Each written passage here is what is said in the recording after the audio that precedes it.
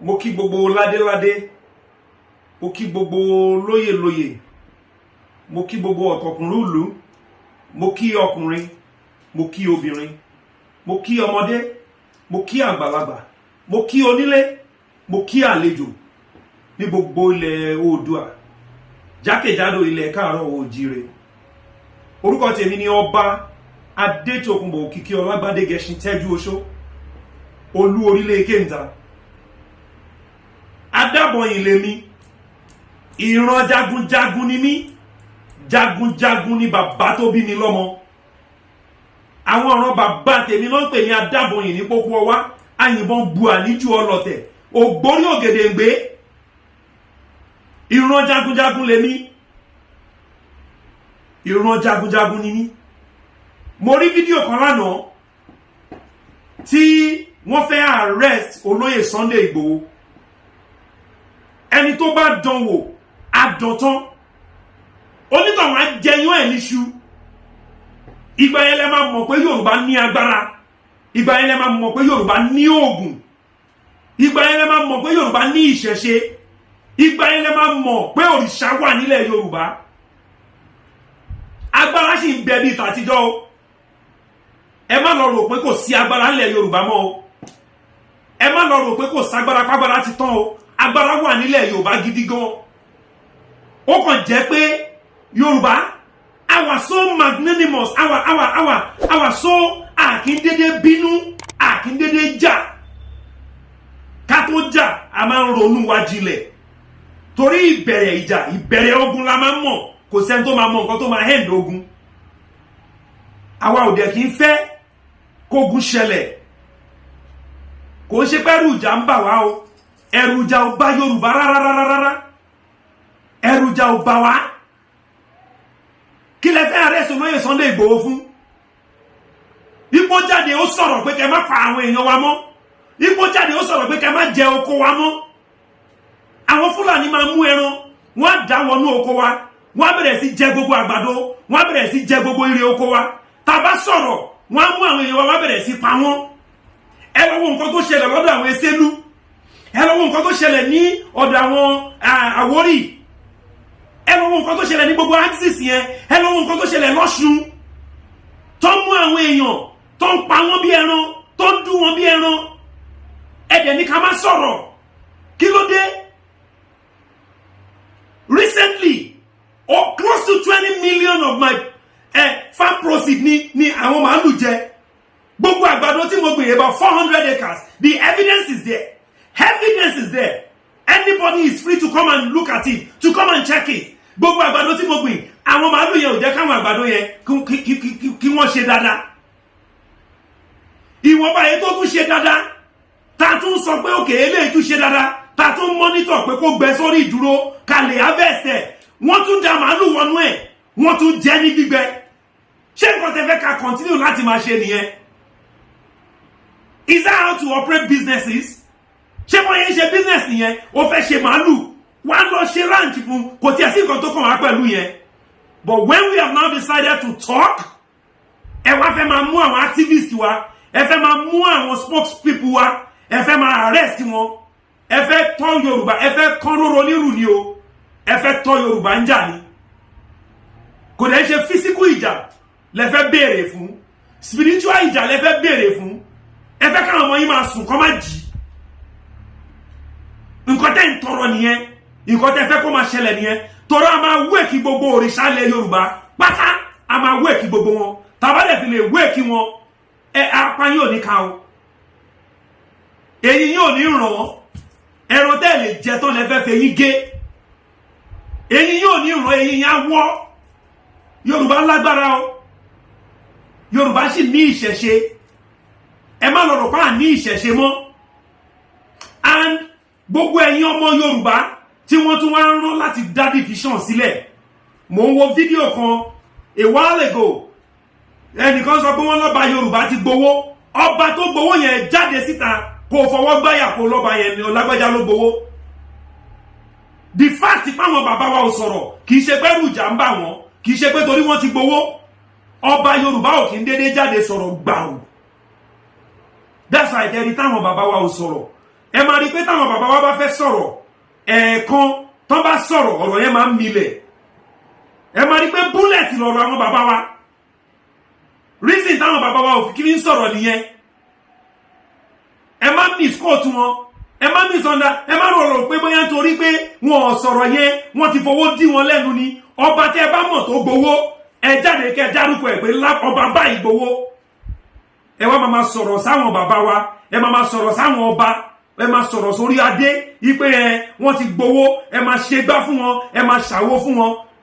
Ṣé tó bàbá rẹ̀ ní láti jà ṣẹ́yìn agbára yín ká ni? Agbára yín ká ni? Ṣé mọ̀ nǹkan tó ń gbè lọ́ba ni? Ẹ ṣọ́ra yín kẹ́yẹ sọ játijàti lẹ́nu. Nígbà tẹ́yìn bá ń yájú sáwọn bàbá yín kí lẹ fẹ́ káwọn ará àta ṣe? Tẹ́yìn bá ń sọ̀rọ̀ gbàùgbàùgbàù sáwàtà ìjọba lórí yín kí lẹ fẹ́ káwọn Ìgbò ṣe, kí lẹ fẹ́ káwọn Haúsá ṣe, kí lẹ fẹ́ káwọn ẹlẹ́yà mìíràn ṣe. Nígbà tẹ́yìn ò pọ́n àwọn bàbá yín lé. Tẹ́ bá ti ẹ̀rí nǹkan tó rú yín lójú, ẹ̀yin ò ṣe tó àwọn àgbààgbà lọ kẹ́ tó àwọn bàbá yìí lọ, kẹ́ lọ make an inquiries, kẹ́ ṣe investigation yín náà, kẹ́ dẹ̀ establish fact yẹn kó tó di pé máa bọ́ sórí social media ẹ máa bẹ̀rẹ̀ sí pariwo kiri wọ́n láwọn ọba kan fẹ́ gbowó, wọ́n láwọn ọba kan ti gbowó, wọ́n lọ fẹ́ gbé owó lọ káwọn mọ́lé. Ṣé ọ̀rọ̀ tó wà nílẹ̀ ṣé owó lè ṣe ni?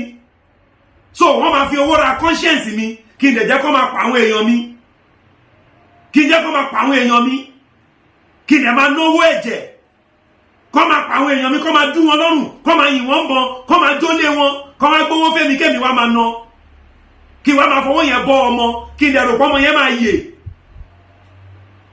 kí wá máa fọwọ́ yẹn ra mọ́tò, kí n lè rò pé mọ́tò yẹn máa gbé mi ní, ó máa gbé mi lágbèéyè. Ẹ ṣọ́ra yín o ẹ̀yin ọmọ Yorùbá, ẹ ṣọ́ra yín. Ìjà tó wà nílẹ̀ ìjà gbogbo Yorùbá ni. Wọ́n dẹ̀ fẹ́ fi elédèmèdè èdè kan ò yéra wọn, nǹkan tó fẹ́ fi dàwárú nìyẹn. Ẹ má jẹ́ kí yẹn ṣẹlẹ̀, ẹ má jẹ́ ká ní inner fight. Tá bá ti lè ní internal fight, tá ti lè ní internal problem, then there is going to be crisis, there is going to be issues. I am well read, but I can tell you, ibi tí mo rí dé ni kì í ṣe pé wọ́n sọ fún mi. Ibi tí mo rí dé ni, I can tell you pé agbára wà nílẹ̀ Yorùbá. Tẹ́ bá tọrọ ìjà á fún yín níjà o. Tẹ́ bá arrest Sunday Igboho, ẹ máa kán roro rù, ẹ máa kán roro rù, ẹ máa béèrè fún wàhálà gidi. The last time wọ́n wọnú oko Chief Wọlé Ṣóyínká, gbogbo forest wọn ti bà gbogbo ẹ̀ jẹ́, gbogbo àgbàdo mi náà jẹ gbogbo ẹ̀. Over 400 acres, 20 million worth of kìíní tí mo expect pé máa rèrè lórí ẹ̀.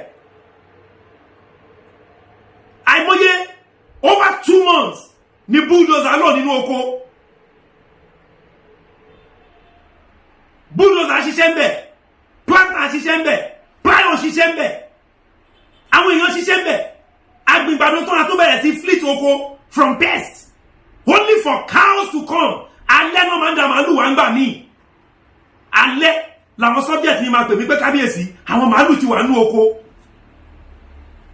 Tàbá mú màálù kan tàbá pánsì, ṣó tó èrè oko yẹn? Ṣé màálù kan wọ́ ti 10 million naira? Ṣé màálù kan wọ́ ti 3 million naira? But because a fẹ́ sọ̀rọ̀, because à ń ro tọ́lọ́run, ẹ̀rọ pé bóyá ẹrù ìjà ń bà wá, ẹrù ìjà ò bà wá o, ẹrù ìjà ò bà wá o. Ẹni tó bá make attempt láti kọjú ìjà sí Yorùbá ní period tá a bá lọ yìí, onítọ̀hún àríjà Yorùbá o.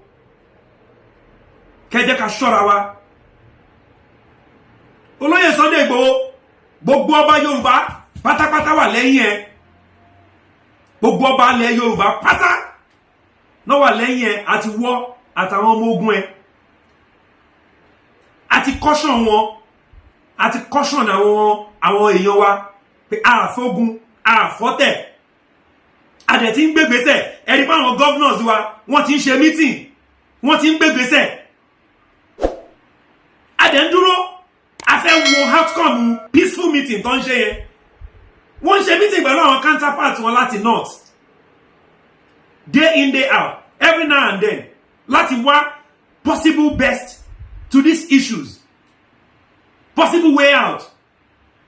But tẹ́ bá feel pé ẹ lè bọ́ síta kẹran DSS kẹran sójà,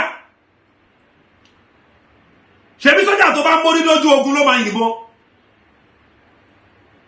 ṣebí sójà tí túlù ò bá pa ló máa yìnbọn. Ẹ ṣọ́ra yín o, iyẹ̀pẹ̀ lásán ohun ìjà ni fún wa nílẹ̀ Yorùbá. Iyẹ̀pẹ̀ omi lásán ìjà ni.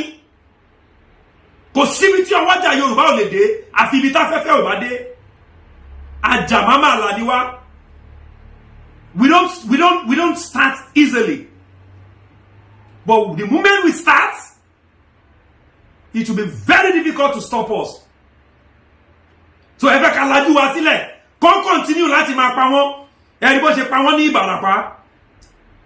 Ẹ wo máa tó wá láti abroad yẹn. Wọ́n dẹ̀ Daniel Egbodo. At the peak of his career, at the peak of his life, wọ́n pa mọ́ bàbá ẹ̀ lójú. Ẹ fẹ́ káwọn ọmọ máa kú mọ́ bàbá wọn lójú. Ṣé nǹkan tẹ́ fẹ́ nìyẹn? Àwa ò ní gbà yẹn fún yín lẹ̀ Yorùbá. Ṣùgbọ́n kò ń ṣàgídí, kò ń ṣèjà. Ẹ má tọ́ wa níjà. Ẹ má tọ́ wa níjà o. Ẹ má kàn róró nírù. Torí tẹ́ bá kàn róró nírù, apá yín ò ní ká. Apá yín ò ní ká. Ẹrùjà ò bá wá o. Ẹrùjà ò bá wá o.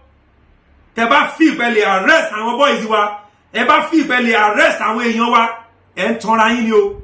A máa dìde ogun. A máa dìde ìjà sí yín.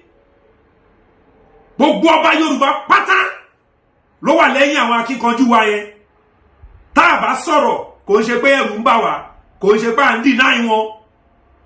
But like I said earlier, ọba ò kí ń dédé sọ̀rọ̀. Ọba ò kí ń jáde sọ̀rọ̀ gbàù. Tá bá ti sọ̀rọ̀, àti leak strategies wa nìyẹn. Àti expose defense wa nìyẹn. That's why tẹ́rí tá sọ̀rọ̀. Oyè làgbà ń wò, ọbẹ̀ ò kí ń mì níkún àgbà. Òwe Yorùbá ni. Ṣàngó sì wà, Ọya sì wà, Ọbàtálá sì wà, Ògúnlákayé Ọ̀sìnmọ̀lẹ̀ kò lómi lẹ́fẹ̀jẹ̀ kò lọ́ṣọ́ lẹ́fì mọ̀ kí mọ̀ bóra, ó sì ń jà. Adámọ̀ yìí gbogbo àwọn àyìnbọn bua ní ju ọlọ̀tẹ̀. Àjàmámàlà òrìṣà burúkú tó bá ń jà lọ báyìí kò sẹ́ni tó lè dá dúró. Ẹ ṣọ́ra yín. Ẹ má yẹ ká wéèkì gbogbo òrìṣà ilẹ̀ Yorùbá sí yín o. Ẹ ṣọ́ra yín o. Ẹ ṣọ́ra yín o. Ẹ ṣọ́ra yín o. Kò sí ẹni tó gbowó lọ́wọ́ ìjọba kankan. Ẹni tẹ́ bá dẹ̀ mọ̀ tó gbowó, ẹ jáde kẹ́ mention orúkọ ẹ̀ pé ọba báyìí ló gbowó. Ẹ ṣọ́ra yín o.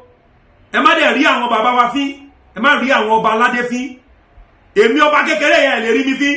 Tó bá rí mi fín tí bá fún ẹ láfọ̀ṣẹ, tí bá fàfọ̀ṣẹ ṣe wà á yá wèrè lẹ́sẹ̀kẹsẹ̀.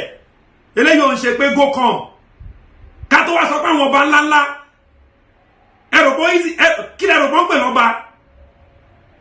Tí ò bá jẹ́ wọ́n ti bà ṣẹ̀ṣẹ̀ jẹ́, wọ́n ti bà ìṣẹ̀dálẹ̀ jẹ́, wọ́n ti brainwash wa, wọ́n ti fi Christianity àti Islam, wọ́n ti fi brainwash wa. Wọ́n kọ́ church káàkiri, wọ́n kọ́ mosque káàkiri. Nǹkan tí ó sọnù làwọn ọmọ wa wá kiri. Wọ́n máa lọ church àárọ̀ Monday, wọ́n lọ máa expect miracle. Òyìnbó tó gbé Christianity wá gan wọ́n gbá wèrè ẹ̀ tó gbogbo àṣẹ gbá wèrè ẹ̀. Wọ́n ti deceive wa jìnà. Wọ́n jẹ́ ká mọ̀ pàgbára wà nílẹ̀ Yorùbá mọ́. Ìlú òyìnbó lèmi ti kàwé. Ṣùgbọ́n I can tell you pé agbára wà nílẹ̀ Yorùbá. Mo ti rí ní. Mo rí ní. Mo dẹ̀ ní. Ẹni tó bá fẹ́ díà ẹ̀ kó lóun díà mi. Kó lóun díà mi. Ẹ má bá wọn ọmọ wa jà o. Ẹ má arrest àwọn ọmọ wa o. Ẹ má arrest àwọn ọmọ wa rárá. Ẹ má dán wò. Tẹ́ bá ra wọn bàbá tí wọ́n sọ̀rọ̀. Tẹ́ rí àwọn ọba tí wọ́n sọ̀rọ̀. Tẹ́ ra wọn baálẹ̀ tí wọ́n sọ̀rọ̀. Tẹ́ ra wọn joyè Yorùbá tí wọ́n sọ̀rọ̀. Ẹ̀rù ìjà kọ́ ló ń bà wọ́n. Àánú wọn ń ṣe yín ni. Àbí àánú yín dẹ̀ ń ṣe wọ́n ni. Àánú yín ló ń ṣe wọ́n. Torí tá bá tú àwọn ọmọ wa yẹn sílẹ̀, apá yín ò lè ká wọn.